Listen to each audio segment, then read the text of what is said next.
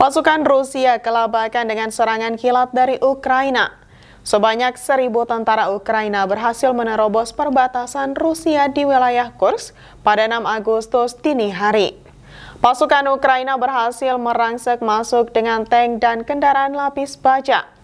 Salah satu serangan terbesar Ukraina terhadap Rusia sejak Februari 2022 ini mengejutkan dan memaksa Rusia mengerahkan pasukan cadangan. Sudah 3 hari Rusia berusaha memukul balik pasukan Ukraina di Kursk. Ribuan penduduk di sekitar wilayah itu sudah dievakuasi.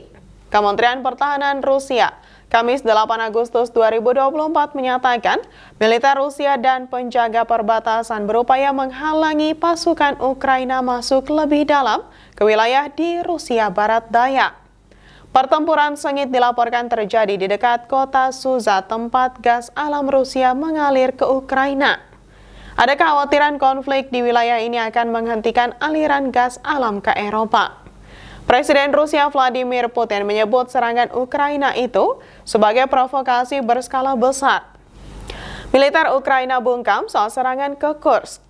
Presiden Ukraina Volodymyr Zelensky ketika berpidato pada Kamis malam waktu setempat tidak spesifik menyinggung pertempuran di wilayah Kursk. Ia menegaskan Rusia membawa perang ke tanah kita dan Rusia harus merasakan apa dampaknya. Orang Ukraina tahu bagaimana mencapai tujuan mereka. Dia juga mengatakan sudah menerima 3 laporan produktif dari Komandan Angkatan Bersenjata Ukraina Oleksandr Syrsky. Perbatasan Kursk dengan Ukraina mencapai 245 km. Ini memungkinkan pasukan Ukraina melancarkan serangan dengan cepat dan merebut beberapa wilayah sebelum Rusia mengerahkan bala bantuan. Dengan serangan semacam ini, operasi ofensif Rusia di beberapa bagian Ukraina Timur di wilayah Donetsk bisa melemah. Namun, memecah kekuatan Rusia juga bisa beresiko melemahkan pasukan Ukraina yang kalah jumlah di sepanjang garis depan yang mencapai 1.000 km. Pasukan Ukraina masih kalah jumlah dari Rusia dan serangan di Kursk itu kemungkinan tidak akan berdampak besar dalam jangka panjang.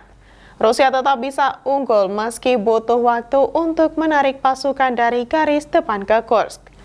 Namun, serangan di Kursk itu tetap penting bagi Ukraina karena setidaknya dapat meningkatkan semangat dan kepercayaan diri pasukan Ukraina yang dibombardir Rusia tanpa henti.